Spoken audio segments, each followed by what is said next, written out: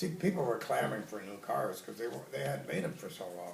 Right. So anyway, I'm boring you here. No, I'm listening to it.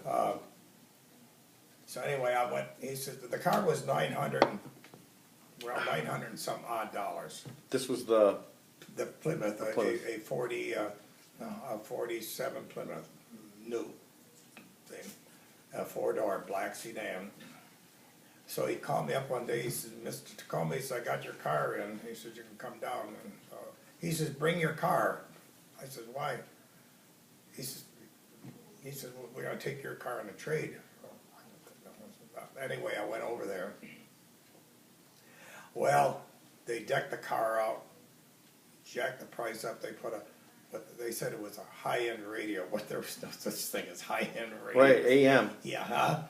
Yeah, you only had AM. That's all they had, and it didn't even have push buttons. There was no push buttons. Anyway, and it had a sun visor on it, and it had plastic white walls because they weren't making white walls yet. Right. They were plastic, and they went on your tire, and then you blew the tire up. Anyway, the car came out about $1,300, and I had to trade my car in, otherwise they wouldn't sell me the car. And they lowballed the price on your car. Right. That's how they did it. Right. I couldn't afford it. Shoot, that was like $400 or $500 more than I could even imagine. So I didn't buy it.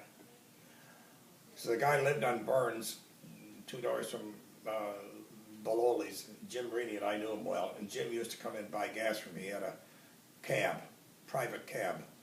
And he says, and I was telling him how they were trying to screw me. He said, "Yeah, I know." He said, "That's the way it works." And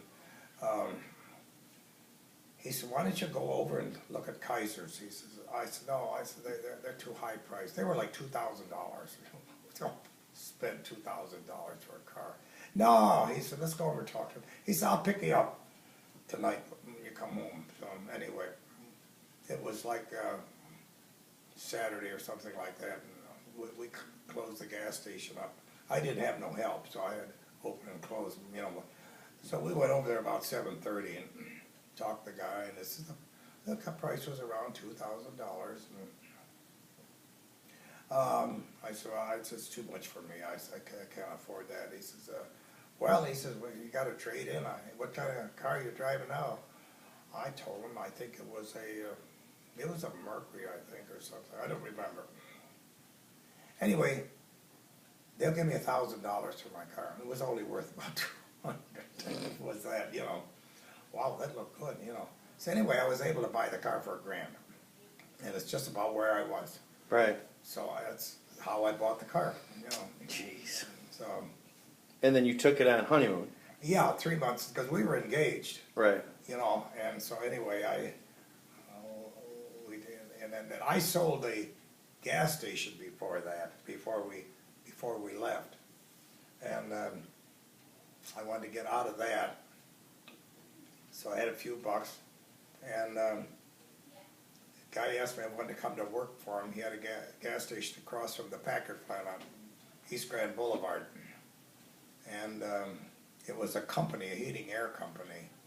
They wanted to use the gas station as a write-off and also for their trucks to get gas and service and everything. So, yeah, I went over there, and I was over there for about 3 weeks. And I called him up. I told him I'm getting married and I'm going to be gone on my honeymoon for 10 days. He said, "You can't do that, Can't do it. Screw you." So anyway, there were 2 guys that worked days, me and another guy, and one guy who used to work till about 8 o'clock at night. So I told the other guy, I says, "I'm going on my honeymoon. I'm getting married next week." So I says, "I'm going to be gone for 2 weeks."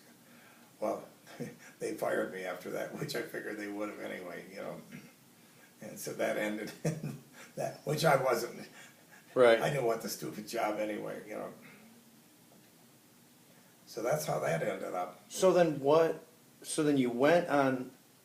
So you went on your honeymoon. You got married and went on honeymoon without a job. Yeah. So then what'd you do when you came back? Shirley was working at L.A. Young Spring, Yeah. wire. They were making car seats. Yeah. So she was telling her boss that you know, her husband got laid off, and if they had a job, he says, what can he do? Oh, he's a mechanic, and does he know anything about tools? Oh, yeah. You know, he does garage work, so he said, send him down. So I went down for an interview, and I told him I took a blueprint reading in high school, and I said, you know how to drill press? Oh, I said, oh yeah, that kind of stuff was, you know, which I wasn't real good on blueprints, but I Yeah. could bullshit my way through. So they hired me. So I went in the jig department, building jigs, right, with the tool and die shop. Right. And that turned out to be the graviest thing I ever had in my life. You know, oh God. You got paid, that they would bring in a blueprint. And we made bases for the spring. Okay. And out of a product called, Boy, she must have it's really- like aluminum and steel. Okay. Smelted and it's in flat bars, but real light. So they could put the spring wires in there and put them in, pump, pump, pump, and weld them. Okay. You know, we were making welding jigs for the seats, you know. So, anyway, I got that job, and that turned out good. You got a blueprint, and they didn't question you when you had to have that done, because the time went to Ford, Chrysler, or whoever, they were doing it. Oh, gotcha. So if, you know, they figured that job could be done in 4 or 5 days, and it took me 2 weeks, that didn't mean nothing to them. I used to get one of the magazines, Time magazine or something. I haven't read in 1 week. Because you'd read it while you were. Oh yeah. Yeah. So then I would go down to the pattern shop, and I talked to the guys down there, which was right down. Now they made the cushions. They made patterns, and they would make the cushions there, which goes where, how did it look. A little higher end job, you know. Right. And the guy was telling me, you know, he says, you could put in for this, and you know, you could probably get another 30 cents an hour more or whatever. Wow. So anyway, by the time I was able to get in the pattern shop, I got talked into opening up another gas station Okay. with Louis Belloli Okay. on Seaburn and Crane, Okay. which was a gas station on an off street, you know, Right. it's kind of dumb. And that didn't work out with him and I, because he was working as a shoe salesman down for Florsheim, and then coming there after work, and I was working all day, and, you know, we were gonna split the profits, you know. Right. That didn't work, so anyway, I was talking to a guy from Mobil Oil, a salesman. He said, I could get you in. He said, wondered how much money I had, you know. He said, you could buy at least one of our stations. That's how I ended up at Jefferson and Fisher. Oh. So did you? What? I thought you went over on, Hello, where? Jefferson and Fisher, you got that after we got married. Yeah. Yeah, sure. We're talking about I after thought you got since married. You left you left, That was after Louis and Doc. Louis, I thought you went to that one on, across from some dealership or something. Oh, that was before we were married. Yeah, I know. What was? The Connors, Connor, yeah. Connors and Forrest, that little one I told you. Oh, the one. Yeah. outside hoist. Yeah. That was the one Yeah, that you bought. was- yeah, The first one. yeah, that was the very first one. So what did Louis? What now? Did you break up with Uncle Louis Yeah. and then go to the mobile, or did you? Yeah. Did Uncle Louis still have that? Did you just turn it over to him and then you went and got a deal with mobile? No, I sold him my part of it. Oh, so you sold Uncle Louis your Yeah, part, Yeah. Okay. Yeah. and then you went Then I went on my own, to Jefferson. and that was a 2-stall with a hoist and a pit, and boy, I was on Jefferson Avenue, you know. That was big time. That was pretty good, you know. And that wasn't what I wanted either, but I stayed there for about a good 3 years, didn't I? Mm-hmm. And then, the one on Sebring and Forest opened up. That was mobile too? That was a mobile too, and that had 2 hoists in it, a lot better business, you know, and, I ran that one for about 3 or 4 years maybe, and Clothes make these then guys. one was available on 7 Mile and Hayes, a bigger one, Make them eat 3 it. stall, 3 bay. And, Sure, sometimes they don't fly out. I had hired Art at that time. Art Peterson. Yeah, and he got to be good. You could show him, mechanically inclined. You show him once and he knew what he was doing. Right. Yeah, and he was good, and he had all the young crowd. Right. He was lowering cars and everything. Keep you know, talking. which I wouldn't do, but he was doing it. And that's how Art came into the picture. And then And he ran that, and I went to 7 Mile and Hayes. Okay. And I ran that one over there. And then, when you need, pull the outside ones. No, it's just killing me. Hold on. It's fine. Just fine. Yeah, that glares your. Wow. Yeah, I know when you sit there a lot of times. So anyway, business started slowing down there, and I s- Where at? 7 Mile? Sebring Forest, Oh. you know, and, you know, guys were hanging around because they were Art's age, and it wasn't good for the business. I had a chance to sell it, and he told me he was, you know, wanted to go in the Navy anyway, so I sold that, and, so I was there for 3 or 4 years, and was doing all right, but it was hard work. It was long hours. Yeah. So in the meantime, Louis had bought a car wash, Okay. and he said, "Why did you buy a car wash?" He said, 8 to 6. It's all your work. 6 o'clock, you go home. Wow. You know, I had to close up every night at 10 o'clock. And open up at 5:30 in the morning. So at a gas station. Yeah.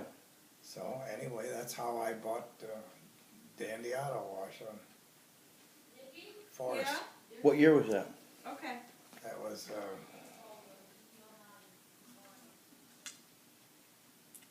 the riots were that within a year or 2 of that, probably 63, Okay. somewhere in there. Bobby was already born. I was born. You were born too, I think. Yeah, Mother used to take you down there when she had to come down to cashier. Yeah, I was 60, so I was born in 62. You were born in 62. Yeah, So, because Mom would, Bobby was working down yeah, there. Mom would probably know. Yeah, Hey Liz, would you come do my shoulders real quick? They're killing me. you know, and then then I bought 7 Mile Road, and the guy told me the new idea was dollar car washes.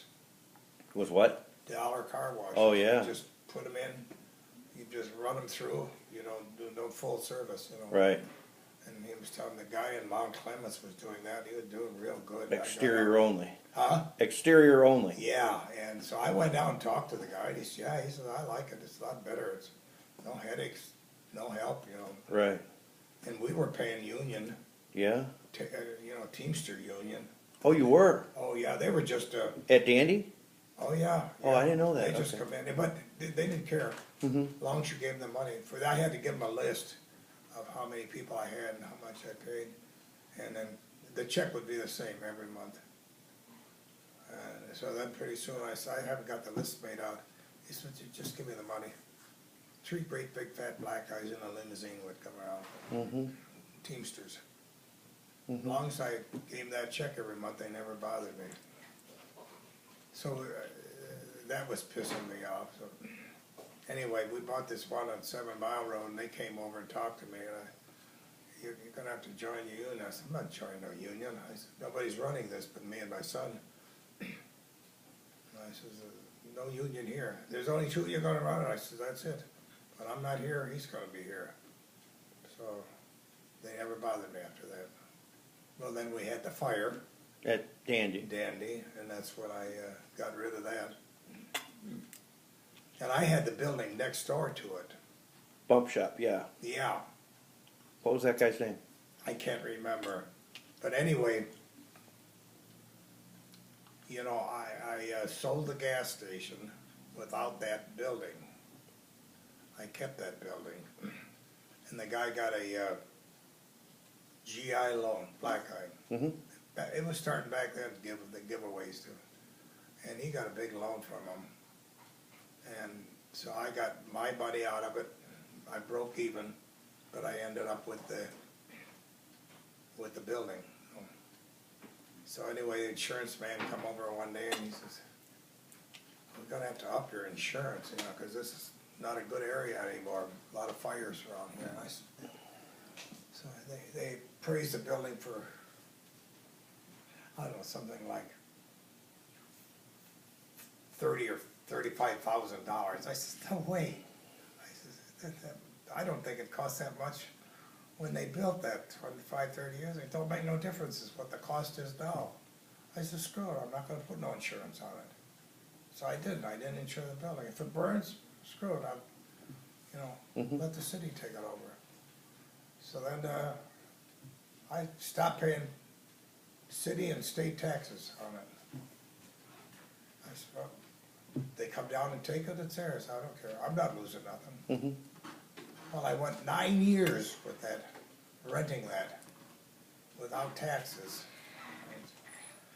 They finally caught up with me, and the guy, I can't remember his name, they had the bump shop. He called me up, he said, "There's a great big sign on the window and it's at the door and it's all locked up, chained up." And from the state of Michigan. So I told him what it was. I said, "There's a number, call them up and tell them you got your equipment and you were just renting." I said, "But I can't get in there anymore, it's not mine anymore, it's the government." So I guess he got his stuff out. But I got like maybe $150 a month, year after year. For 9 years. Yeah. Holy mackerel. So I come out, I lost my ass first. Yeah, and you come out ahead on it. And then I come out ahead by keeping the building. That's awesome. You won. So then what happened? That I just ran East- 7 Mile Road. Yeah, East Town. And then Leo Aubin, we were close friends. Right. Even though after I got it, he used to do business with me all the way back when I was on Fisher and Jefferson, because he had to go downtown. Oh. He ran the money exchange Yeah. out of the tunnel. And Leo was quite a bit older than me. Yeah. And so he always got gas from me. Right. That's how I happened to know him. So he would drive to work and stop at your Yeah, gas station. stop and get gas. Right. When I moved on 7 Mile Road, or on Seaboard and Forest, we were friends at that time. Okay. And he would come all the way over there, and I'd give him a car to drive to work. I'd give him one of mine. I was buying and selling cars then, so I always had a clunker, a loader to give him. Right. And then I would service his car, and he'd come in at night, pick it up, and he was happy, and drive back to Grosse Pointe, you know. So is that what was the bulk of your service at the gas stations mechanic work? Yeah, Okay. yeah. It wasn't. But we were doing a lot of gas, but Right. not like you see gas today. No. Your mainstay was mechanic work. Yeah. That was where you made your money. Yeah, that's where we made our money, yeah. Because today that's So, you don't even see a gas station. Huh? You don't even see a gas station with a garage anymore. no, it's all passé. And then Leo says, "Hey, you know, let's get an apartment. I know where there's a 12 unit. He says, "You're good at repairing things. You could do the service on it, and you know, whatever it costs you, charge it up to you take the money and charge it up to the apartment." So anyway, we bought Grover. Grover. You remember that? Mm-hmm. And so we were partners for about a year and a half, and the mortgage was coming down a little bit. I had some money, and he wanted to get out of it, and all he wanted was what he put into it. Really? So had him the money, and then I had the apartment. Wow. So while I'll have a couple of them, 2 of them, Shirley. So, no, I just want 2 of them. So, No, thank you. No? so when I bought that one, I bought that from a woman. Mm-hmm. Now her brother, they lived out in Romeo. He owned an apartment. 2 or 3 years, that was 2 or 3 years later. And, he owned 7 Mile in Chalmers. Connors, or 7 Mile in Chalmers. Chalmers, yeah, right by Gratiot. And boy, that was a nice apartment. I went over and looked at that, and that was a beautiful building. Mm-hmm. And, I don't know if I can make it or not, but I had to I wanted something else. Cause I had about 5 years I haven't moved into anything new. I always made a thing in my brain that every 5 years I was gonna either sell something or buy something. So I scraped money together, and I bought that. And then about a year later, I wanted to get out of Grover. So I put it up for sale, sold that. And boy, I got out of that just in time. That area started to go down. The blacks got in that 6 Mile Road in Gratiot area.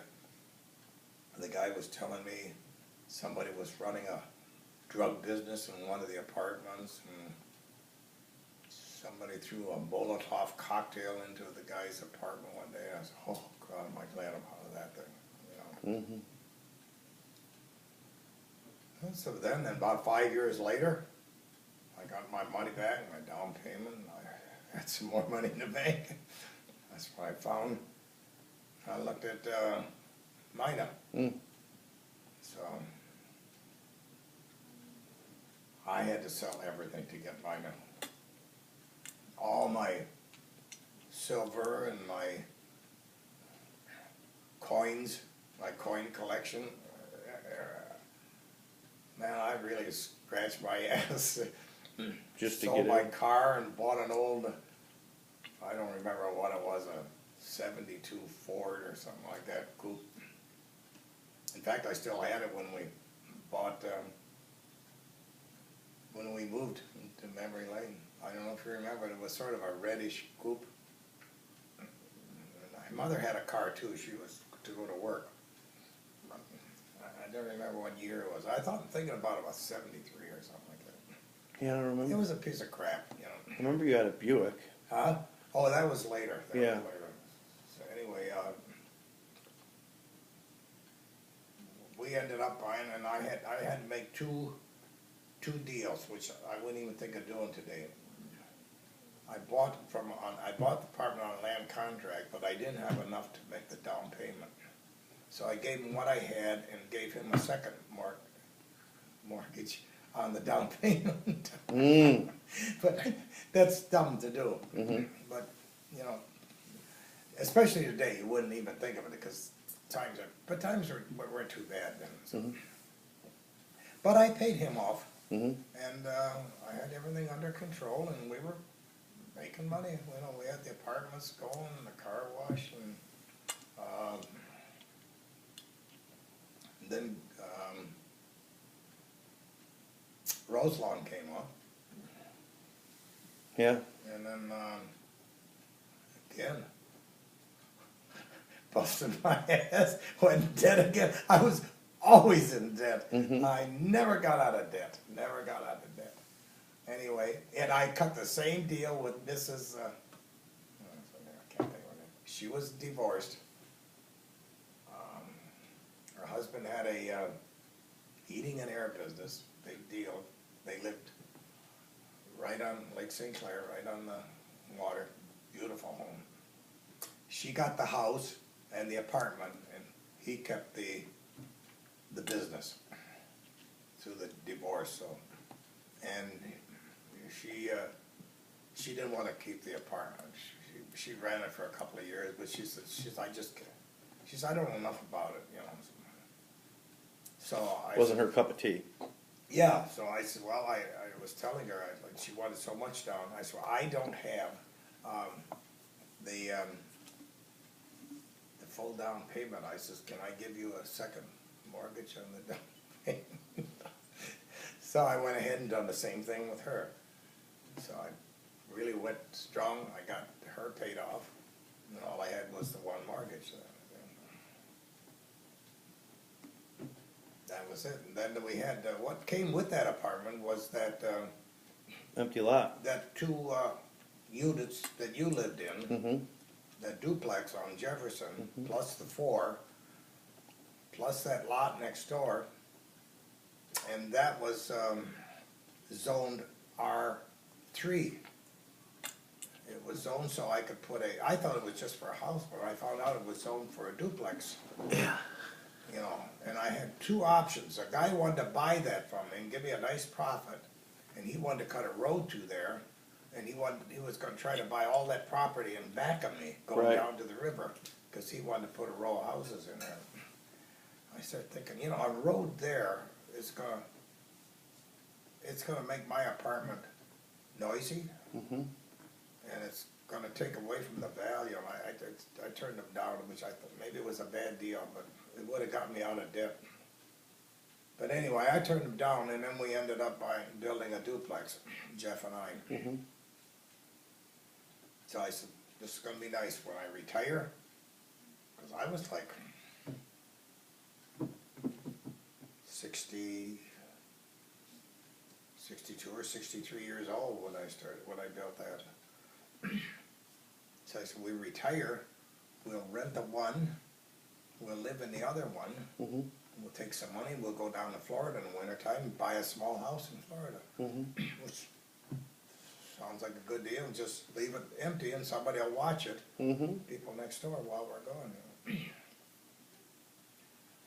Well, that was my intent, because we looked around, and I got it built, and we've got I asked a little bit high price for it, for the rent on the other one, the farther. I think it was like $785 a month, and I said, phew, this money looked good coming in every month, you know. Right. Maybe I ought to rent this one. So I says, the hell with it. So we rented the other one, and we had nice money coming in. Then we came down here and decided we would just retire. Just build it down here. Yeah. Yeah. Well, that worked out perfect then. Yeah. That's perfect. Yeah. So we're back. We're gonna go way back again. Where did you guys meet? Huh? Where did you meet Mom? Where did you and Mom meet? Joe Kaczynski, your mentor, Uncle Joe. Uncle Joe. His wedding. Lizzie, pour me He got iced married, tea. and I stood up for his wedding. Okay. And Agnes and mother lived 5 doors from him, so they were invited to the wedding. Oh, okay. And the wedding was on Fisher and Mack, on the side street on Fisher.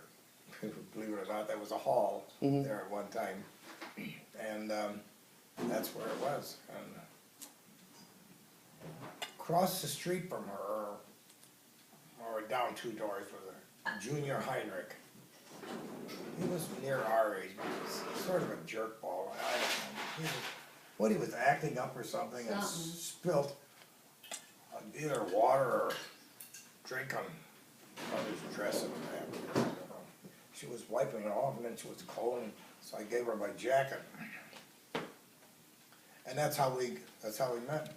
That was it. So we started dancing that night, and boy, And we walked there because it was, she we done walked, it, but he you know. drove us home. she got me, man. I just it was all, you know, I had to marry her. That was it. Anyway, Louis kept saying, him and Macklin, and come on, we're gonna go downtown. Come on, we're gonna go downtown. I said, no, I don't know. I was having fun there, you know. Oh, so Uncle Louis was at the wedding. Oh yeah, all of us guys, yeah, Okay. yeah, and we all hung around together. So Uncle Louis knew Uncle We Joe were too. kids. Huh? Louis knew Uncle Joe too. Oh, he lived on Burns, Beloli's, Okay. and Joe lived on Fisher. You just Okay. cross the alley in one house, and that was Kaczynski's. Oh, I didn't know. See, I Oh, didn't yeah. know Uncle Louie knew Uncle Joe. Yeah, oh yeah. Oh, I didn't know that. And we all went to St. Catherine's at one time, Right. until Joe went to Ford Trade School. Right. His dad died, and Ford had a thing that you automatically, if you had any boys, you could automatically enroll them in Ford Trade School. That was a good thing. That was, you went to school, you got your high school education, and when school was out, you would work for Fords in the factory Mm. and get money. Mm-hmm. So, boy, Joe always had money. Come to buy him penny candy, he was always right there with the money.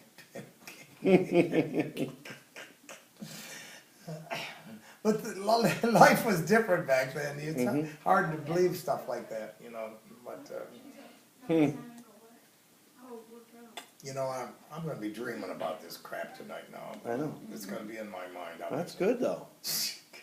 Goofy stuff. That's good. Yeah, yeah. So that's how. And then I drove her home, and I had a '35 Plymouth, and I had the floors were rotted out, so I had put wooden floors in the front, and the seat was out. And all I had was an orange crate there in the front. Agnes sat in the cushioned seat in the back, and Shirley sat on the Orange crate. Orange crate, and I drove her back down Fisher back home. How did that make you feel, Mom? Yeah. Huh? Same attention to Yeah, it. see, them things, life was different then. You did different things. And Then I guess, then the next time you called me, was when I had my tag appendicitis. yeah, I made a date with you. Yeah. And then I came over, and you were laying on the couch. She couldn't go out on the date, And you took me to the and she had hospital. an appendicitis attack. Mm. Agnes didn't have a car, so, and I drove to the hospital. So And you took me to catch your dad's car. that was it, you know. What- Say goodbye to Bob Tacoma. What? Yeah. Going So my freedom. they're the then the boys didn't call you anymore. Yeah, yeah. Then the boys didn't call me anymore, right? What hospital was that down there? I have no idea. I don't know. I have no idea. Wow. There wasn't many hospitals. No, there weren't. We had Children's Hospital, but that would have been years before that, because my mother used All to right, where were the kids born? Jan, St. Joseph's. well, that's probably where I had it then. St. Joe's I bet you, on the boulevard. yeah. On Grand Boulevard. Yeah, Okay. that might have been. Yeah, bet. that might have been where it was at. Yeah, that was our biggest hospital on the east side. Yeah. Yeah, And what year was that? That was 1947. 47. Was that? Yeah, And then when did you guys get married? 48. 48. Oh, a year later. Yeah, Okay. yeah. And then what'd you do? You bought a house then, or you No, we rented. We rented an upstairs flat? a flat in Until we Hamtramck. first got married, we lived with, Oh, with Agnes no, first. we lived with. Oh, we lived with Jim Reaney, With the Reaney. guy I told you had the cab, Okay. Yeah, and not very long. not very long. And we had problems with him. He was going to get me a bond plate. You have a bond plate. You have to have a bond plate to be able to own a cab. Mm-hmm. And bond plates are expensive. I mean, $600-700, which would probably be like $6,000 today. Mm-hmm. Anyway, I didn't have the money. I was telling Agnes said, "Well, I'll loan you the money." So she loaned it to me. We found out Jimmy took the money and blew it and just hustled me out of the money. Oh. So Agnes knew a lawyer from when she got divorced, and we talked to the lawyer, so he says, yeah, he said, I'd like to take the case. So anyway, we went down and talked to him, and the lawyer went and threatened him with prison, and he borrowed the money and gave me my money back and gave it to her. Gave it to Agnes. Yeah.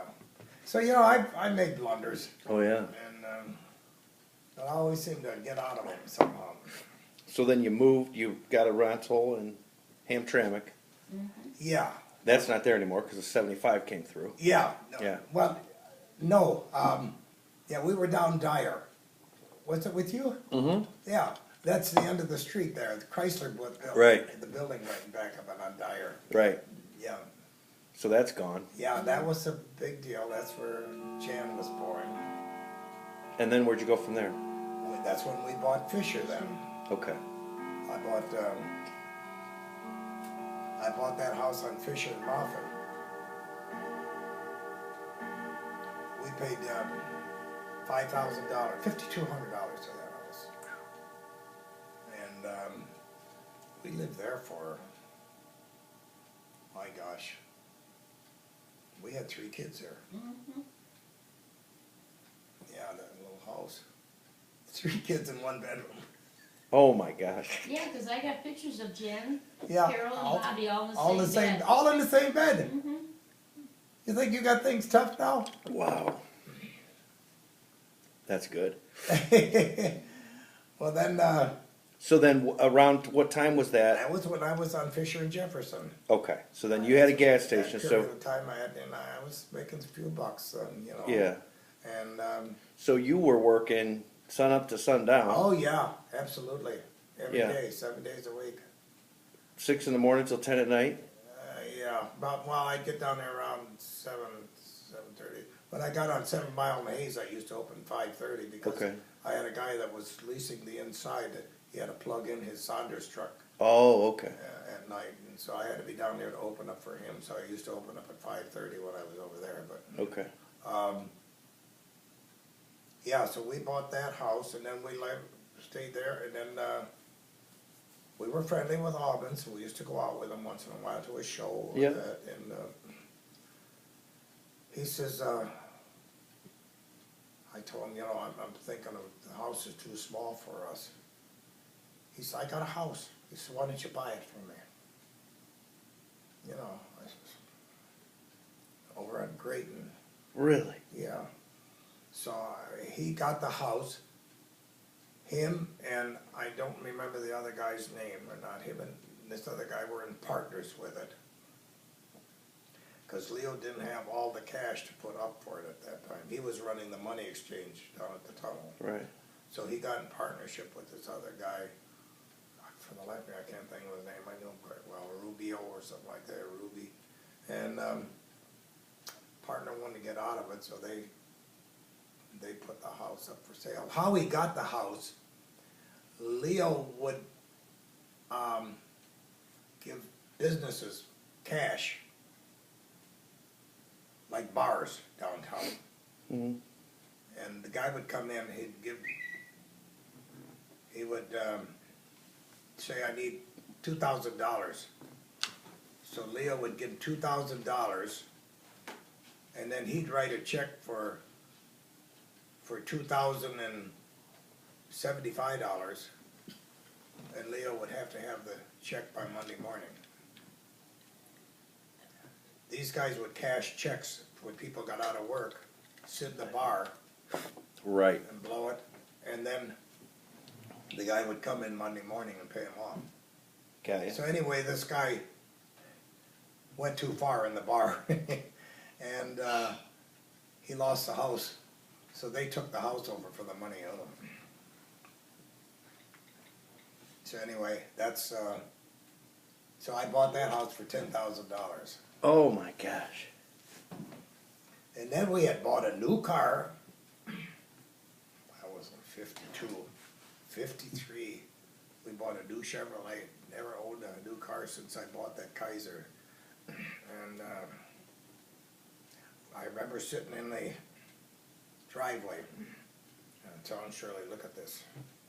You better look at this car. We're going to have this car for at least 10 years.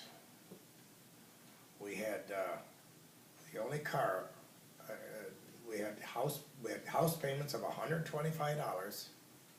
We had to pay our own insurance, our own taxes, and then I bought the car for $1,900 with about $500 down. So I had payments on that. So I told Cheryl, we're gonna have this guy for a long ass